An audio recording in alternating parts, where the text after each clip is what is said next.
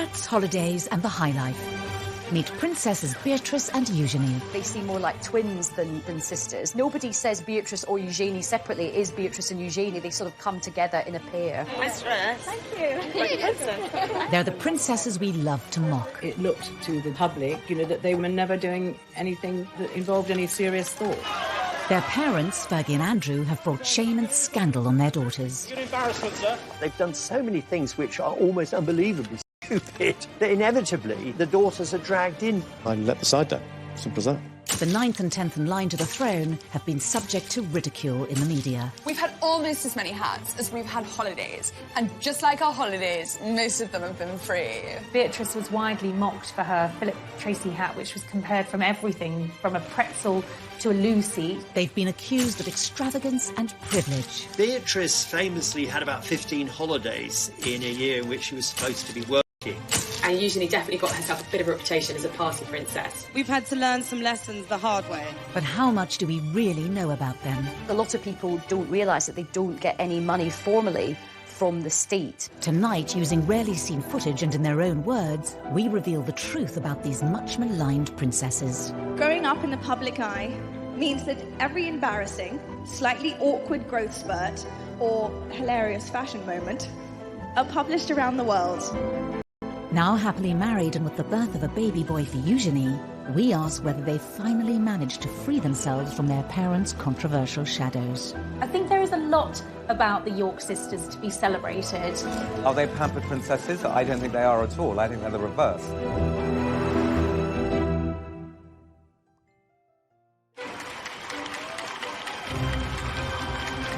August 1988, the birth of a princess. A first child for Prince Andrew and Sarah Ferguson. There was huge euphoria. Everyone was just delighted that there was another royal baby, and they came out of the hospital and posed outside. From all the tribes of London, congratulations to Her Royal Highness on the birth of a baby girl.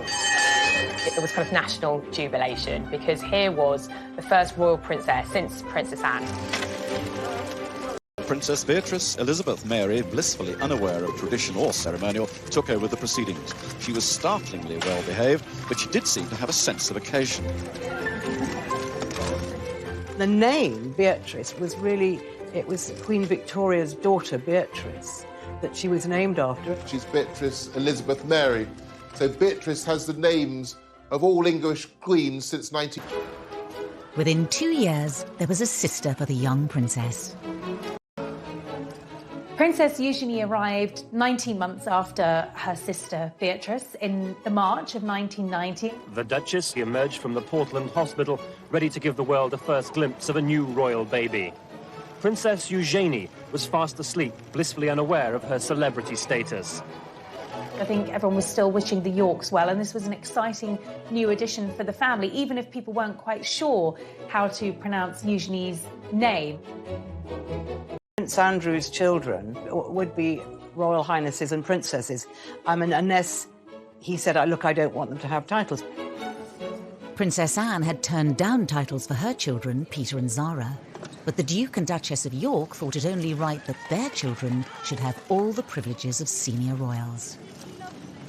They very much wanted them to be princesses and thought that maybe they would certainly end up as working royals.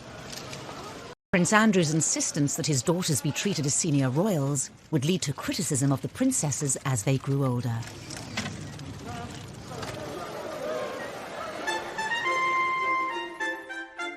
But to really understand the attacks on Beatrice and Eugenie, you have to go back to the marriage of their parents. It was very much the fairy tale, and I think the British public bought into it. Here was the Queen's favourite son getting married to the vivacious, pretty, bubbly and, very likeable Sarah Ferguson. And at first, the newlyweds could do no wrong.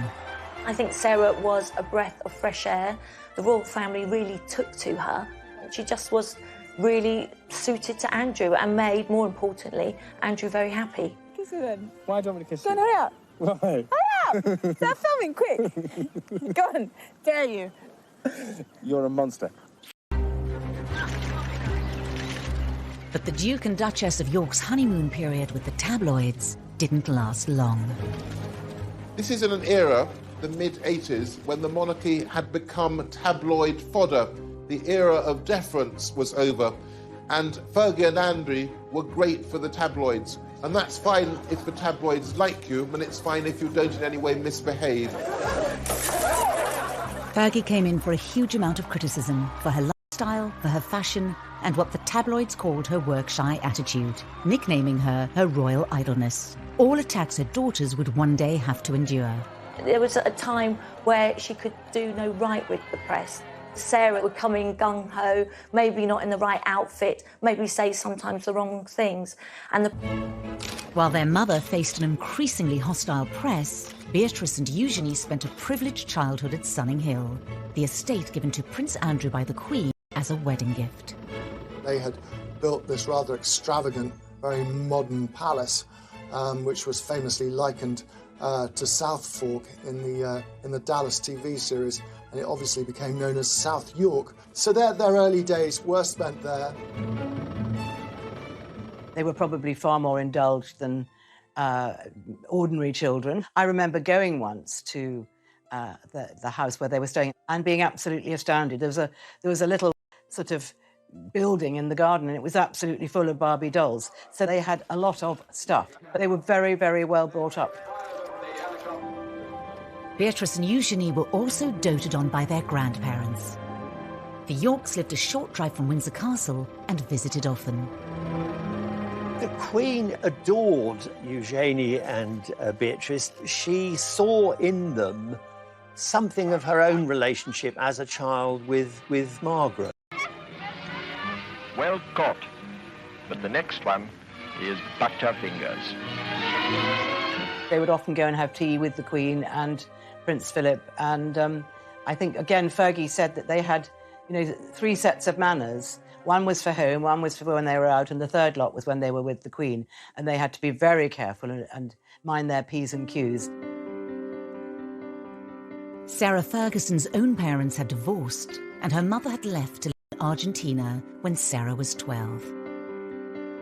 I remember Sarah once telling me that she wrote a letter to her mum, actually blaming herself for her mum leaving. She thought it was something to do with her, and she wanted to be there for her children all the time and have that special bond and that special closeness.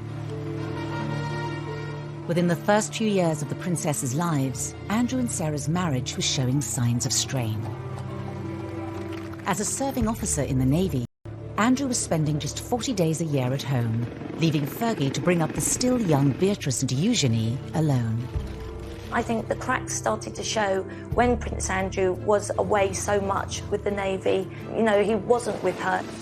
His posting follows 3 months of specialised training, and the Duke will now lead a flight team aboard the frigate for around 18 months. He wasn't there with the girls and bringing them up as she'd hoped, and I think Sarah really started to miss him and miss that family bond, that family life. Beatrice was 3 and Eugenie just a toddler when their parents' marriage finally fell apart. And in 1992, photos surfaced in the press of showing the Duchess and her 2 children with a Texan, Steve Wyatt. Beatrice and Eugenie had a very odd childhood. I mean, where their parents were, on the face of it, that remained friends, but they were seeing other people from quite early on. And I think that was probably damaging in a subtle kind of long-lasting way. In March 1992, the Duke and Duchess of York announced that their marriage was over.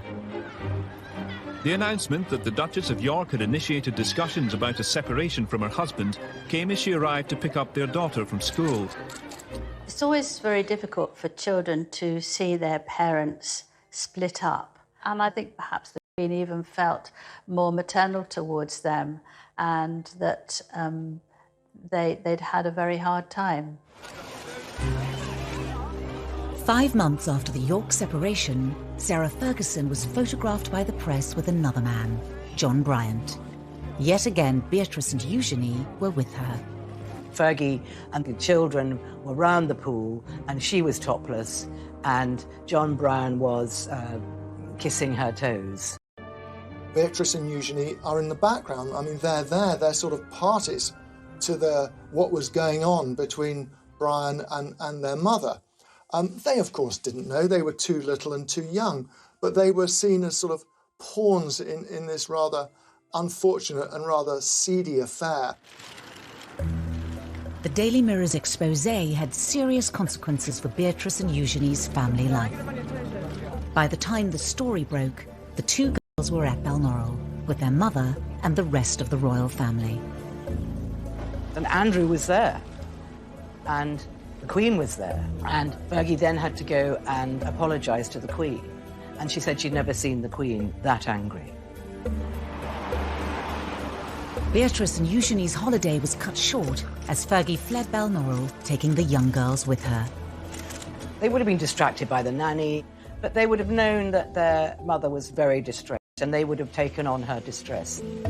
The girls went back down south. I mean, and at this stage, they were no longer living at Sunninghill. Their mother had a rented home not far away. She had a series of rented houses in Surrey and Berkshire that she sort of moved to with alarming regularity, which in itself must have been sort of destabilising for the girls. Fergie was reportedly banished by Prince Philip from family gatherings, making life difficult for the princesses. Christmas at Sandringham is a big family occasion, and suddenly Sarah Ferguson wasn't there. That must be very hard to understand when they were young girls. Why is a farmhouse on the Sandringham estate? The girls obviously spent time with her and slept there, and then on Christmas Day, Andrew would collect them and take them to church, and they'd go back up to Sandringham House for lunch with their grandparents and the rest of the royal family. Meanwhile, Fergie was having her turkey twizzler or whatever she was doing all on her own. Despite the split, Prince Andrew and Sarah Ferguson were determined to do the best they could for their children. Andrew and Sarah obviously had separated, but they were very much kind of co-parenting, very much a united family unit. It was more than just a united front for sports days. I mean, you would expect that for school events. But it went far beyond that. I mean, they were going on holiday together. It meant there was a lot of continuity and reassurance for Beatrice and Eugenie that their parents were still very much part of their lives. Despite their best efforts, Andrew and Sarah's marital problems created major upheaval for Beatrice and Eugenie. But the girls would also face their own personal issues. Beatrice, at the young age of 7, realised something wasn't right. She was finding it very difficult to learn.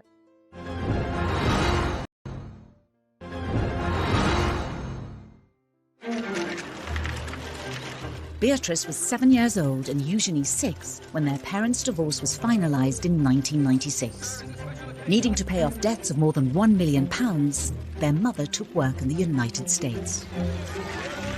Their mother was spending a lot of time in the States, really trying to clear off an enormous debt that she'd accumulated, from TV projects to book projects. You know, Sarah was literally trying to do anything she could to get herself out of spiralling debts. Their lives were regulated by the school terms, which was probably a very good thing. So I think that they didn't suffer in any way from the fact that their mother had to go and earn money and had to spend a lot of time in New York. But as her mother was increasingly away, Beatrice was facing up to her own difficulties. She'd been diagnosed with dyslexia. Beatrice, at the young age of 7, realised something wasn't right. She was finding it very difficult to learn, and she was worried she was going to get teased from others and wouldn't fit in. Beatrice would later speak movingly of the condition in an interview for the charity Made by Dyslexia. I remember we had different coloured books to describe how far away your reading levels had got to. And I was always on the white books. My best friends were always on the yellow books or the green books. They were so far ahead. And I think at that stage, those moments of doubt just pop into your head. Upending royal tradition, it was decided to keep Beatrice at a local school in nearby Ascot. I think Sarah felt it very important that Beatrice was made to feel very secure and that her mum was just round the corner if needed. But there were further issues for the family to deal with. Princess Eugenie, as she started to grow and develop, her parents noticed that there was something slightly different, slightly wrong in the way that her spine was developing. So she started a number of tests and went through a number of specialists. It really worried her. It worried her about her growth. It worried the whole family. It was a very sort of scary time. At 12, Eugenie was diagnosed with scoliosis, curvature of the spine. She needed 8 hours of surgery, speaking out about it later to raise money for the hospital that treated her.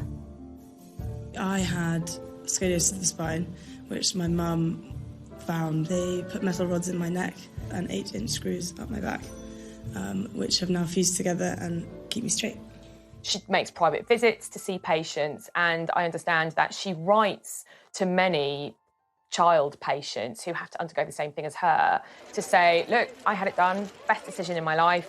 Yes, it was tricky. Yes, I had to wear a back brace, but the upshot of that is that I'm able to ride, I'm able to walk, I'm able to ski, I'm able to lead a completely active life. In their young lives, the princesses had coped with the public scandals surrounding their parents and their private battles. There would be further struggles ahead as they carved out new roles for themselves. But uniquely, they always faced these challenges together. They're very close friends and very close sisters, but they're very different personalities. Beatrice is perhaps a more formal and more reserved. Eugenie is, I suppose, what might be described as bubbly and chatty. The more confident Eugenie chose to go away to Marlborough College, the co-ed public school also attended by Kate Middleton. Marlborough is quite progressive boarding school. It's very sporty. It does a lot of art, does a lot of drama. It's not just about the academic achievement of its pupils. And that really suited Eugenie, I think. And she made a core group of friends there with whom she'll be friends for life. Beatrice, who is, I think, the quieter and perhaps shyer of the two girls, went to an all-girls school in Ascot.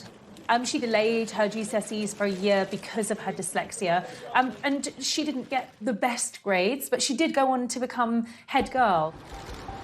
William and Harry. There was a stage when kind of Harry was falling out of nightclubs, and it would normally be Eugenie as his right-hand wing woman.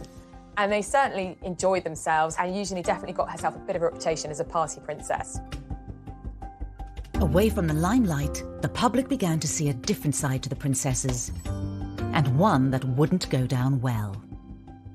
They were mixing with a fast crowd, and it looked to the general public, you know, that they were always having a good time and never doing anything that, you know, involved any serious thought. The press was beginning to draw comparisons between Eugenie and Beatrice and their parents. I see myself as a mini mummy, so I kind of have this sort of image that anything you could do, I want to do better. So I want. I have to tell you, that's easy. The comparisons were not always favourable. When Eugenie went globetrotting on a gap year to mark the end of her A-levels, the tabloids weren't far behind. The suggestion really was that here was a couple who were living beyond their means, cashing in on their royal connections, and weren't Beatrice and Eugenie going to be just the same? It was almost as if they were tarred with their parents' brush from the outset. Eugenie went to South Africa and on to the Far East. She was sort of flitting from country to country, as most middle-class young people do who take gap years. But of course, she was accompanied by police bodyguards, and that meant we, the taxpayers, were paying for policemen to accompany her to the fleshpots of the world. The taxpayers' share of the bill added to the reported £500,000 already spent on the princess's protection each year. Prince Charles decided, as they would not likely to be very senior royals, that this was too much for the public to pay, so he stopped that. Prince Andrew was so angry that he wrote a note to the Queen saying that he wanted them to be considered as proper royals and he did not want the protection officers to leave them. Usually the Queen gave in to him. She had this huge soft spot for him and he could persuade her to his way, but this time she refused. Written off as pampered princesses, Eugenie and Beatrice tried to keep a low profile. And in 2010, the sisters, now just 20 and 21, found themselves embroiled in another of their mother's scandals. She was caught on camera, essentially selling access to her husband and to someone who she believed was a... And when you can, to me, open doors. New Prince Andrew? Yeah. Is that a deal? Yeah. It was a nightmare for Sarah Ferguson. It was a nightmare for her children. It was just a sort of a nightmare for everyone. Beatrice was with her mother when the phone call came, warning them that the news of the world was publishing the exposé. Beatrice, who was at a party held by Naomi Campbell, the model, just kept asking her mother, how did this happen? You know, how, and they left the party immediately, effectively went into hiding, knowing that once again, her mother's reputation was about to be completely trashed. Beatrix admitted that she spent several days crying when one of her friends went and stayed with her overnight for 2 days because she was so traumatised and so unhappy. Her anger was directed at the press. And just as they have done throughout their lives, Beatrice and Eugenie leapt to the defence of their mother. They called themselves the tripod, and that's exactly what they were. They leaned on each other, they depended on one another, they were absolutely a unit, and nothing was going to come between them. Over the coming years, it would be the turn of Sarah Ferguson to defend her daughters against their critics. People have been so brutal to them, particularly in the press, about how they look. And Sarah spoke to the editor at the time and she said, look, you just back off. It's not fair.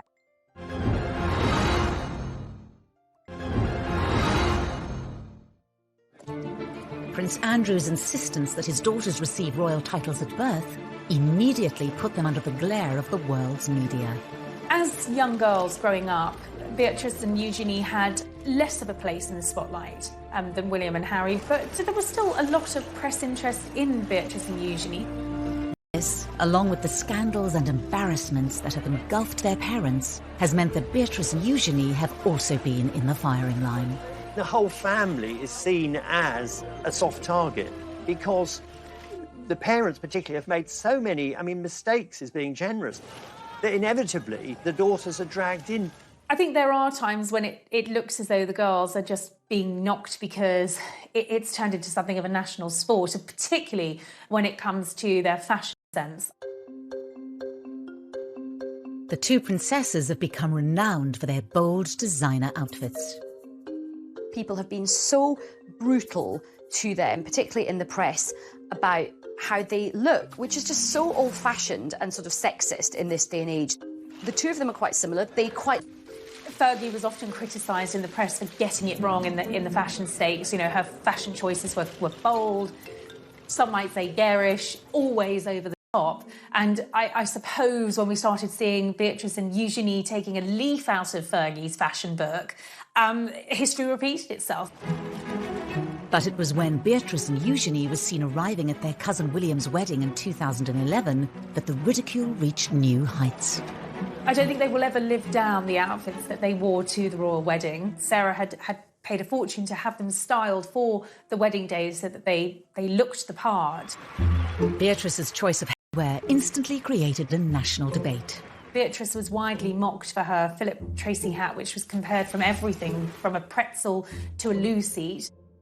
She became a meme instantly. There were lots of jokes going around that it was like a television aerial. This hat was like another guest. It was like the most talked about guest at Kate and William's wedding. Within hours of the wedding, the silk fascinator, costing around £2,000, had earned its own Facebook page, and hundreds of photoshopped images of the headpiece were shared online. It did get the headlines, maybe for the wrong reasons, but they're very confident, and I think they have this wonderful knack of just, laughing it off.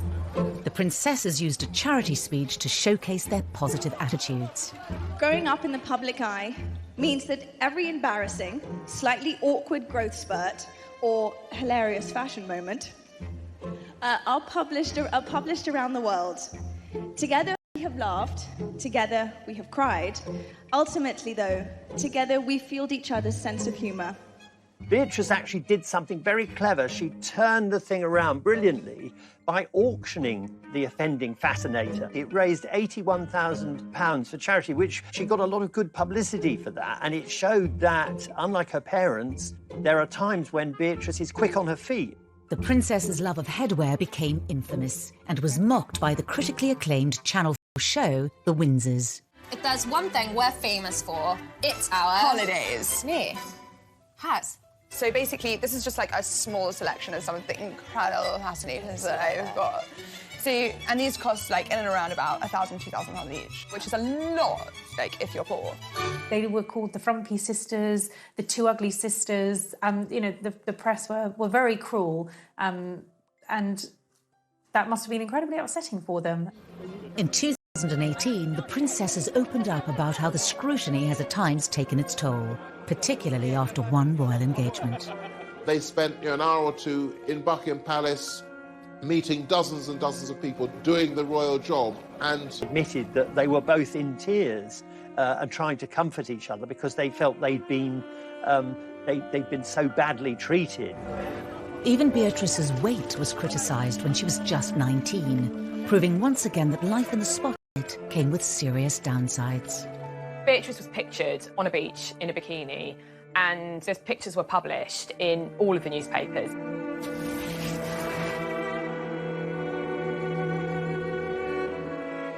Sarah was really upset, and she is very protective of her daughters. And I think she spoke to the editor of the Daily Mail at the time, and she said, look, you just back off.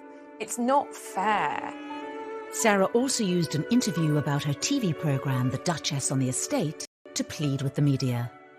Everybody is talking about these zero models walking up and down the catwalk, and then they say they're all too thin. Victoria Beckham's too thin, and this person's too thin. And then someone who's a good size 10, oh, she's too fat, she doesn't take drugs, she doesn't smoke. You know, she's going to university in September reading history. Give the girl a break. It was probably reminding her of the fact that she had a very hard time in the press when she was younger as well. It's partly guilt by association. They're an easy target because their mother's always been a target. Even as they reached adulthood, the princesses struggled to escape their parents' shadow. I think that a lot of the things which have been said about Beatrice and Eugenie were kind of as though they were their parents' appendages and as though they weren't independent people. There is one area of Beatrice and Eugenie's lives that gets very little press coverage. I think people don't realise that both Beatrice and Eugenie do actually have full-time jobs, and they have built up their own independent careers. And of course, a lot of people don't realise that they don't get any money formally from the state. When it comes to their careers, Beatrice and Eugenie are often tarnished in the media by their parents' reputations. Eugenie, we're going to have to get jobs. Is that like when Daddy has a party for Arabs and British businessmen? No, I think a job's where you have to go into a building or something. Yeah. As titled princesses, it was expected that Beatrice and Eugenie would become full-time working royals. When Charles made his vision for a streamlined monarchy really very clear around the time of the Diamond Jubilee celebrations, and that was a big issue for Andrew. His view was that they had the HRH titles, therefore they are blood princesses, therefore they should be full-time working members of the royal family. It didn't pan out that way, and that definitely caused tensions between the royal brothers, Charles and Andrew. For Beatrice and Eugenie, the dilemma of being non-working royals who have princess titles lies at the heart of many of the issues they have to grapple with. For two members of the royal family who are as close as Eugenie and Beatrice to being core members, it is unusual to be working. They wanted to go out and get jobs, but it did take a while for them to get to that position. When they left university, came back from their gap year, you know, they were still living very much within the protective bubble of the palace. In 2011, Beatrice graduated university with a 2-1. After a year working in New York, she embarked on her current career in the tech industry, splitting her time between the UK and America. They've both actually done incredibly well. Beatrice is the Vice President of Strategies and Partnerships at an artificial intelligence agency, so she's really quite senior in the tech world. Eugenie followed in the footsteps of Beatrice. After also graduating with a 2-1 in 2012, she too moved to New York, but embarked on a very different career path to her sister. Eugenie has Seemingly always been interested in the arts, and she went to New York and worked for an online art business.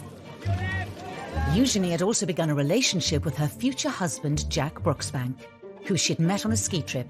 After dating long distance for 2 years, Eugenie returned to London in 2015. And then she came back and got an amazing job with a huge international art dealers called Hauser & Wirth in Mayfair. With careers outside the monarchy, Beatrice and Eugenie have gained experience that's out of reach for many of their royal relatives.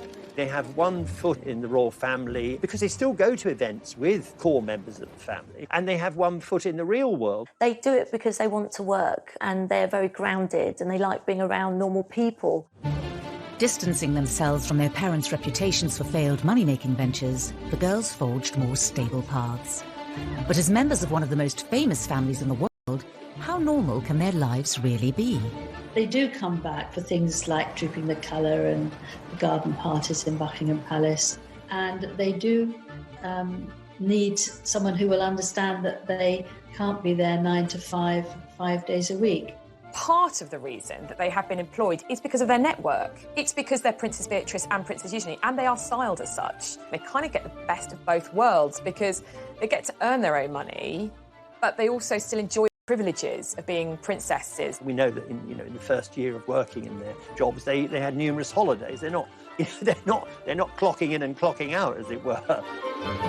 Beatrice and Eugenie certainly benefit from their royal privilege, and their HRH titles mean their every move is of public interest and open to scrutiny. The princess's jet-setting lifestyles made headlines once again in 2015. Beatrice famously had about 15 holidays in a year in which she was supposed to be working, and then was horrified when, this was criticised. She clearly thinks this is her private life. If her employer is happy, then that's absolutely fine. And the same applies to Eugenie. The princesses had clearly inherited Andrew and Sarah's love of the high life, and although not paid for by the state, the many holidays fueled their reputations as pampered princesses. Clearly somebody had a word and made it very clear that there needed to be some settling down. Otherwise, this really was risking damaging the reputation of the monarchy. The princesses showed they were able to respond to public perception in their speech for the charity We. As young working women in the public eye, we've had to learn some lessons the hard way. In many ways, we are grateful for that, in hindsight, naturally. As royals, they also carry out public duties too.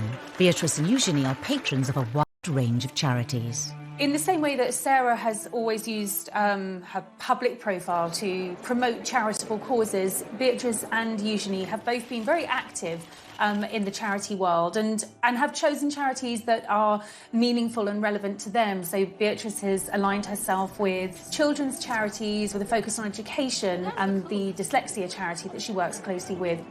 I really see the work that we're doing, raising awareness around dyslexia, as a true pillar to stand up the concept of reimagining education.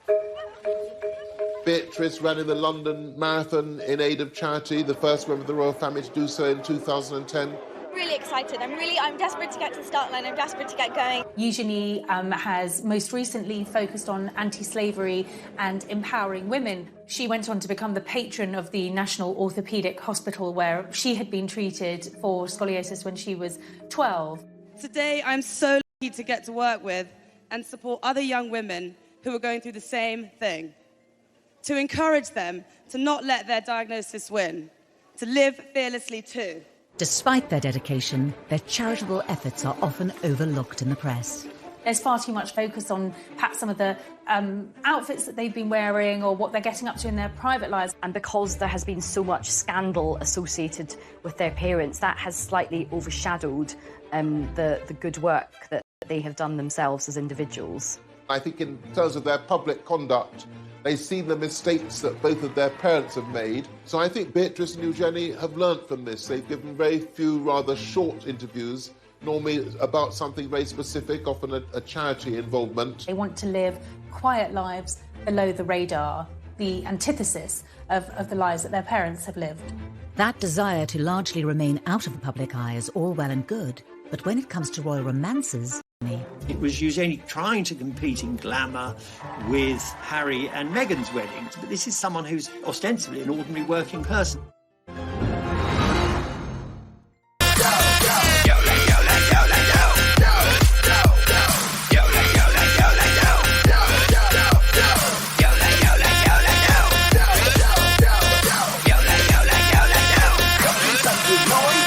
Anh em ta là một gia đình là phải nhiệt tình để mà uống hết mình ta cùng nhau sắp sinh, vì bất khả ép bất khả tư, lừa được cũng ép sắp thép cũng phải như, nếu hôm nay đã đông vui như thế thì không say là không về.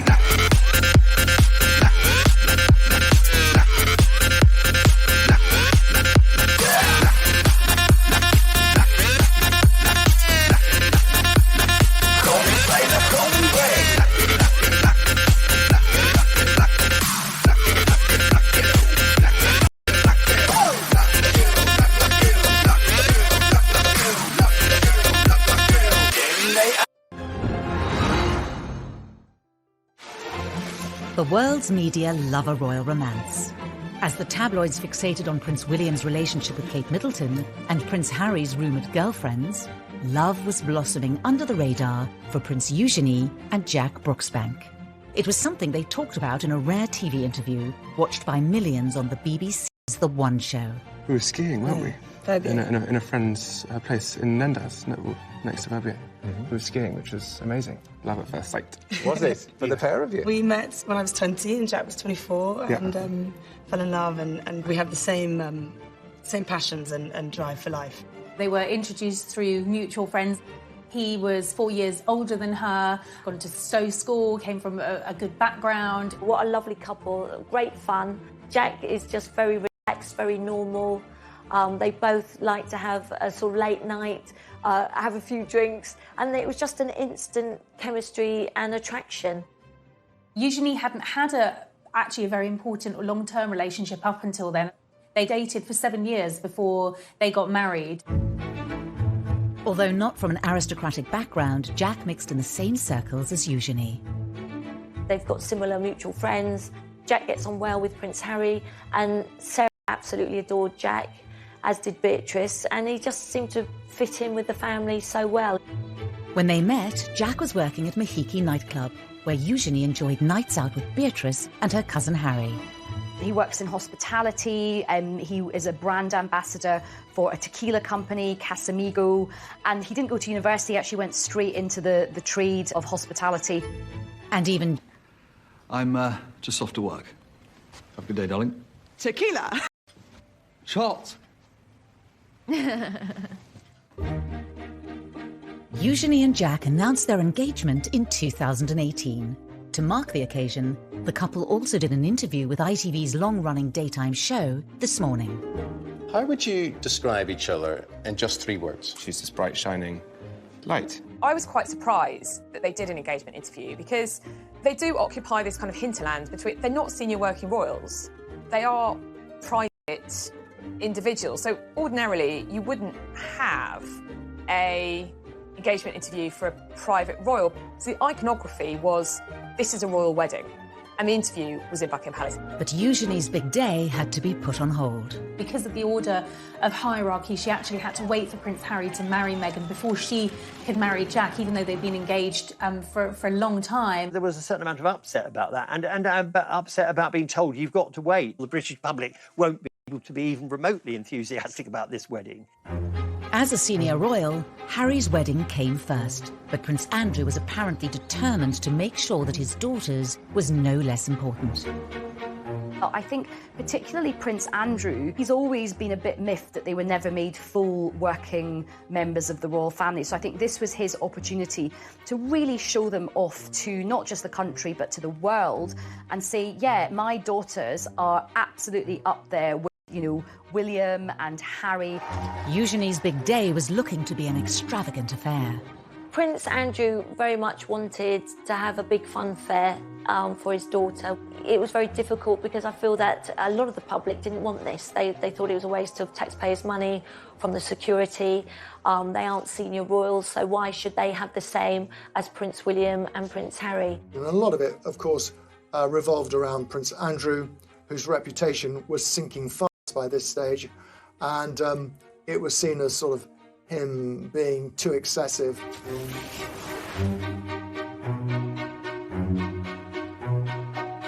The reception wasn't footed by the taxpayer, but it was thought that all in all that the whole wedding would have cost between about £2 million, £2.5 million, and it was felt that quite a big chunk of that would have been for security. Eugenie already seemed to be an easy target in the press because of her parents' reputations, but the excessive nature of the wedding opened her up to serious scrutiny. She was once again branded the pampered princess. It was Eugenie trying to compete in glamour with Harry and Meghan's wedding, but this is someone who's ostensibly an ordinary working person. And it kind of highlights this slightly problematic tightrope that both are not working members of the family. The wedding went ahead as planned. On the 12th of October 2018, Princess Eugenie and Jack Brooksbank were married at St George's Chapel, where Harry and Meghan had wed earlier that year. I don't think any of us quite knew what to expect of this wedding. Were the crowds going to turn out for this big day? It actually was a great success. The crowds were out. Eugenie wanted the big fairy tale wedding at Windsor Castle, and that was what she got. When it came to numbers, Eugenie and Jack did certainly outdo Harry and Meghan, with 200 more guests at their nuptials. The wedding was huge. I mean, I think 800 guests, but Fergie has a lot of friends and she loves parties and she loves organising parties, and it was never going to be small. Among the 800 guests were many well-known faces. Eugenie and Jack's wedding was a royal wedding, like no other, quite simply because Eugenie has a contacts book, just like her mother's, packed with VIPs, famous people who aren't just famous people, they are her friends. There was Naomi Campbell, Cara and Poppy Delevingne, Demi Moore, Robbie Williams was there. In fact, Robbie Williams' wee girl was one of the Flower Girls. There was another night of partying at the Royal Lodge, and this was a big affair with dodgems and sort of fairground rides. It certainly was star-studded, but of course Eugenie and Jack's families were central to the celebrations. Her father walked her down the aisle. Her sister was her head bridesmaid. She had her nieces and nephews, Princess Charlotte and Prince George, as part of the wedding party. So for all the famous faces in the pews, at the heart of the wedding, it was family, and that's very important to Eugenie. Despite years of having her fashion sense mocked, Eugenie's outfit choice on the day was widely admired and held great personal significance for the royal bride.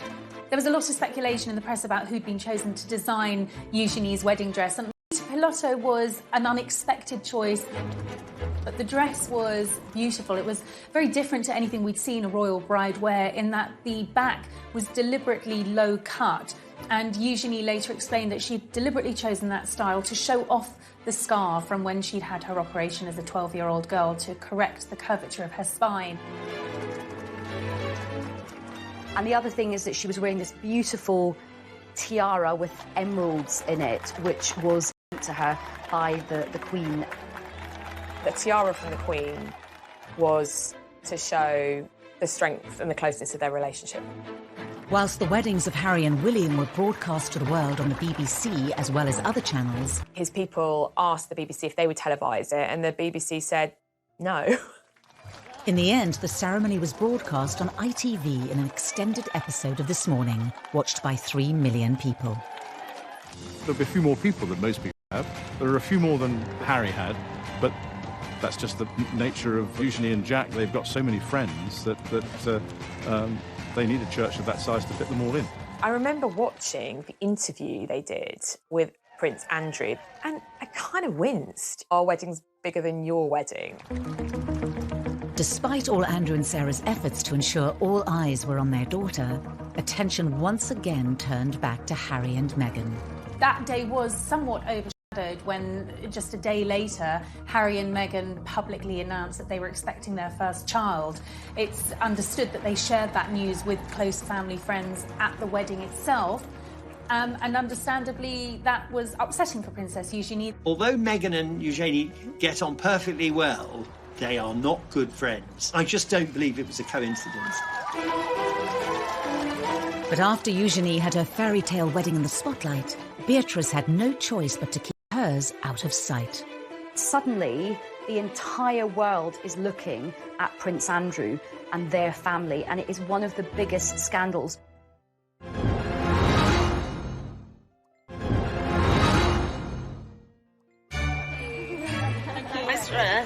Before Eugenie's marriage in October 2018, many had expected that older sister Beatrice would have been the first to walk down the aisle with long-term boyfriend Dave Clark. They were introduced through Prince William. Dave's a very charismatic guy, very popular. Sarah and Andrew adored him from the minute Beatrice brought him home. She's a very conventional young woman, so she wanted to get married. And it became clear, despite pressure from Beatrice, that Dave Clark didn't want to marry her. With no marriage in sight, the relationship came to an end in 2016. I think that for Princess Beatrice, she'd invested 10 years of her life with a man that wasn't going to marry her, so that is a difficult situation for any young girl to be in. But a little over 2 years later, Beatrice found love again, after spending time with friend of the family, Edoardo Mozzi. They've known each other for a long, long time. However, they were reacquainted at Princess Eugenie's wedding. This was a courtship that moved very quickly, certainly compared to a previous relationship. Just a year after they started seeing each other, Edoardo proposed.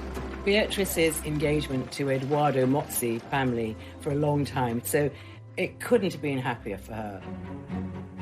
36-year-old multimillionaire Mozzi made his fortune as a property developer after studying politics at Edinburgh University. He's of Italian heritage with an English mother, was brought up in England, and is a successful, talented young professional man. After the engagement was announced, the date of the wedding was set for late May. Beatrice knew she wanted a smaller wedding. She didn't want the big wedding at St George's. You know, she'd watched Eugenie have this fabulous celebrity star-studded wedding and had loved that wedding, but it wasn't the wedding that she wanted. It was a step change in the position of Prince Andrew, who'd previously insisted that his daughters should have the biggest and best of everything. He made no bones about it. His children are the granddaughters of the Queen.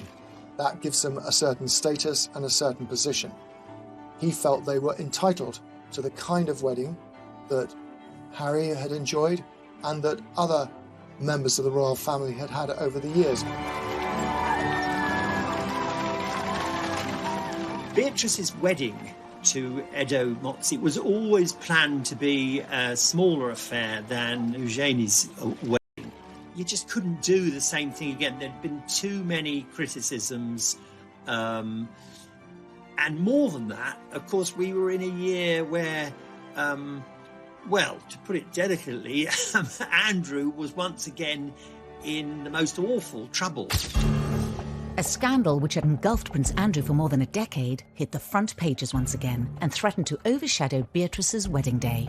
The Yorks have gone through so many scandals, but by far the most damaging has been Andrew's relationship, his friendship with the late paedophile Jeffrey Epstein. It was kind of viewed that when a putative date in May was set for Beatrice's wedding, the firm, the palace machinery, were quite concerned with how it would look because they didn't want a massive kind of celebration a la Harry and Meghan or William and Kate because they thought it would be inappropriate. Prince Andrew has strongly denied the accusations made against him. In an attempt to draw a line under the affair and clear his name, he agreed to do a rare interview with the BBC inside Buckingham Palace. The Newsnight interview, which apparently Beatrice got slightly involved with because she thought they could sort it out. But of course it just got worse. Do you regret that trip? Yes. Do you regret the whole friendship with Epstein? Still not. The whole thing was just such an unmet self watching it.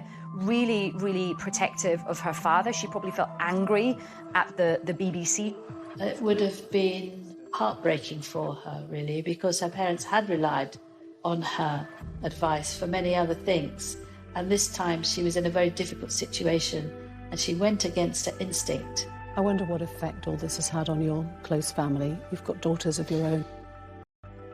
It has been what I would describe as a constant sore in the family. She wanted the right thing. She wanted her dad's name to be cleared. She believed in her dad. Anything she could do to try and save her father and also to save her wedding day. Their father was taken out of frontline royal duty, making a public wedding difficult. It was still going to be a royal wedding.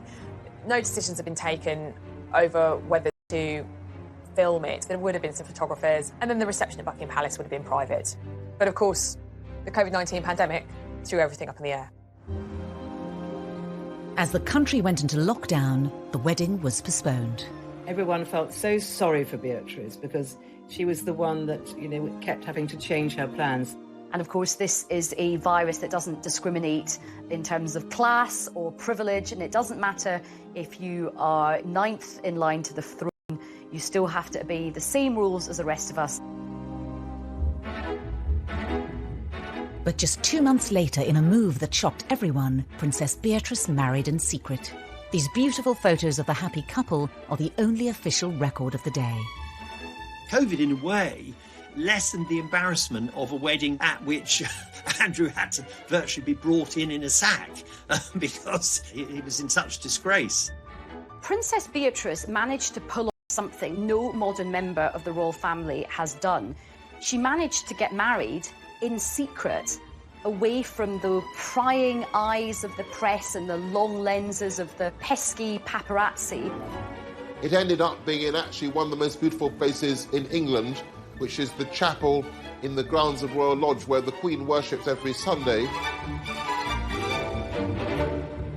The Queen was heavily involved in the wedding, even lending Beatrice a modified version of a vintage dress by Norman Hartnell that she herself had worn to a film premiere in 1962. It was just stunning. She looked absolutely beautiful. I think you can see that the Queen really does hold Beatrice very fondly. The Queen also offered her the tiara she'd worn on her own wedding day, in another clear sign of support for her granddaughter. For all the people who criticised her about all her outfits, she really had the last laugh because she looked absolutely box office. The public.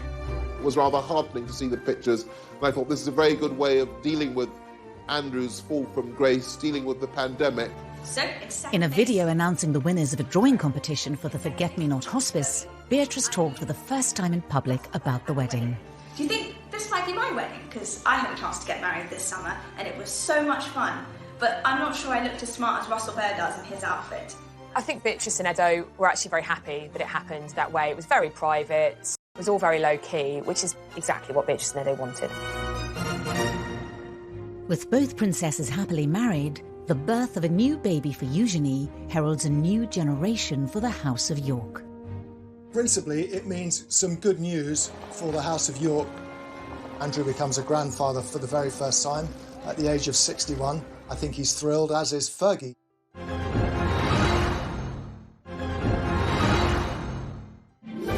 On February 9th, 2021, the palace announced the birth of Princess Eugenie and Jack's first baby, a boy.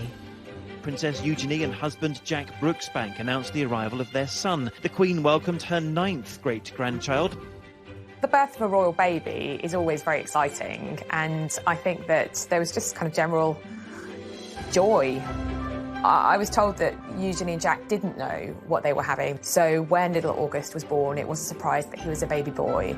In a break with tradition, Eugenie and Jack chose not to have a photo call on the hospital steps. Instead, they posted a photo of themselves on her Instagram page, holding their new baby boy.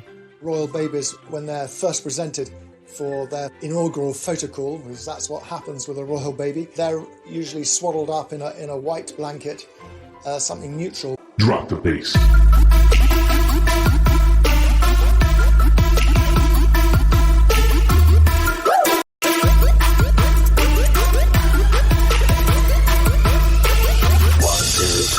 Let's go to body now. 1, 2, 3. All girls go round and round. 1, 2, 3. DJ, let's get some now.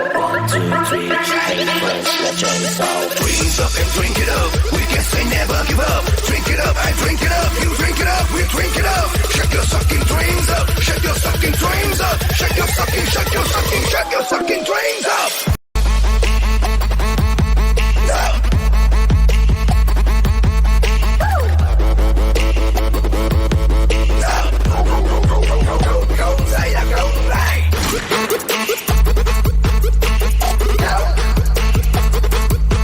But Eugenie and Jack chose a blue blanket. Blue for a boy seems entirely appropriate, but it was a slight break with tradition.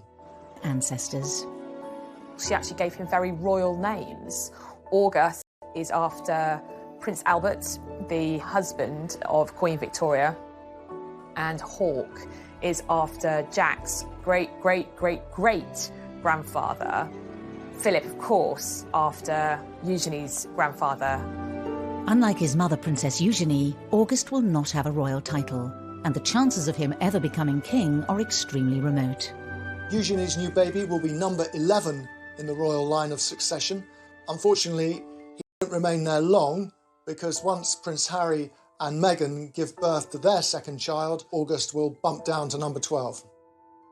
Up until the birth, both York sisters continued their work with the charities of which they're patrons, even under lockdown, hosting an awards evening over the internet for the Teenage Cancer Trust. We wanted to let you all know that you're not all nominees, you're all winners. I think we could see the great work these girls do, that even with this pandemic that we're all in, it was so amazing and so special for those that were winning these awards. So thank you so much for sharing today and for doing all that you can to support young people and Teenage Cancer Trust. They've tried to tell people their own ways of managing very difficult things and also to, I think, inspire them.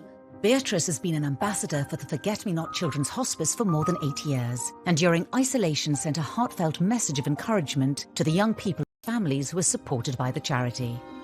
I know that this is an incredibly challenging time, especially for those living in isolation, not receiving that face-to-face support, which is delivered by the incredible nurses and staff at the hospice. Between them, the sisters are patrons and ambassadors to over 17 charities, which they support in their spare time alongside their full-time jobs. This dedication appears in stark contrast to their portrayal as spoilt and brash princesses in the media.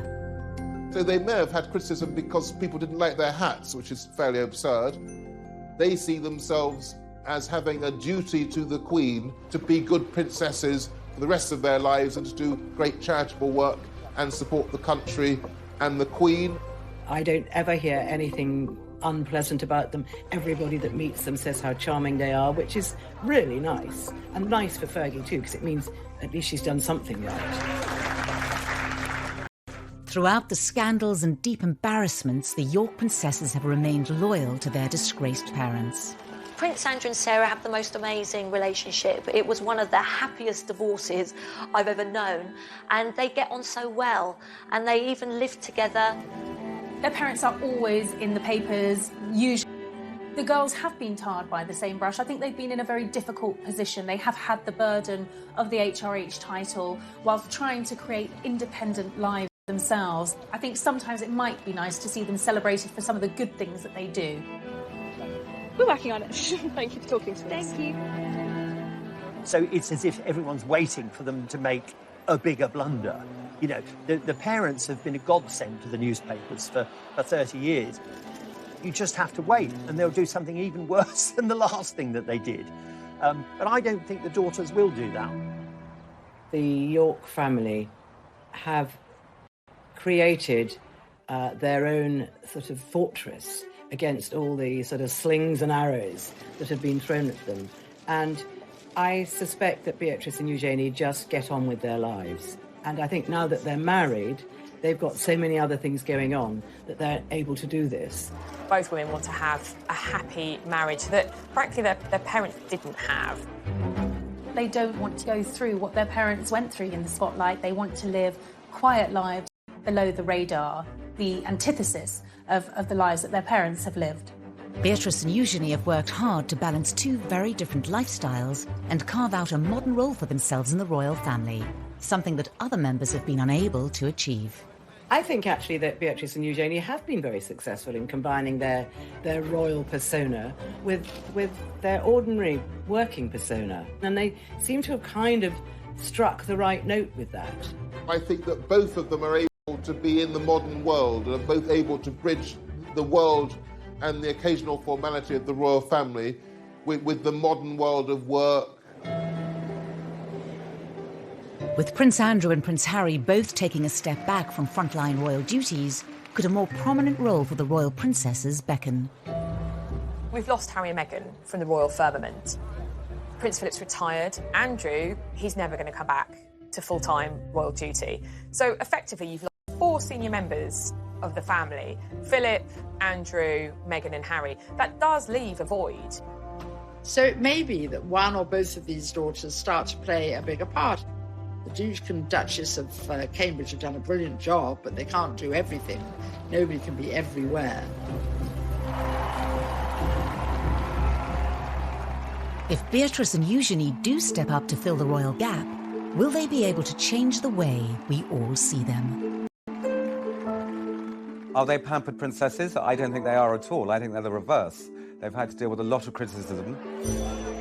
You can certainly detect a softening in the attitude of the newspapers to Beatrice and Eugenie. That 2 daughters who haven't really done anything wrong should be pilloried. The girls have definitely won over the public. I think that the public are definitely looking at them with different eyes. The road has sometimes been a bumpy one, but they are married, they are really free, I think, from their parents now in a way that they haven't really been up until now. They are financially independent, and they are living their own lives. And I think there is a lot about the York sisters to be celebrated.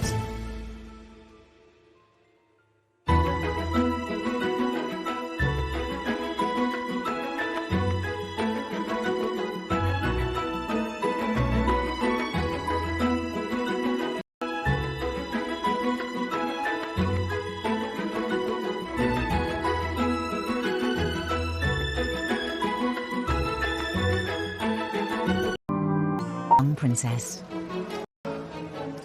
Princess Eugenie arrived 19 months after her sister Beatrice in the March of 1990. The Duchess emerged from the Portland hospital, ready to give the world a first glimpse of a new royal baby.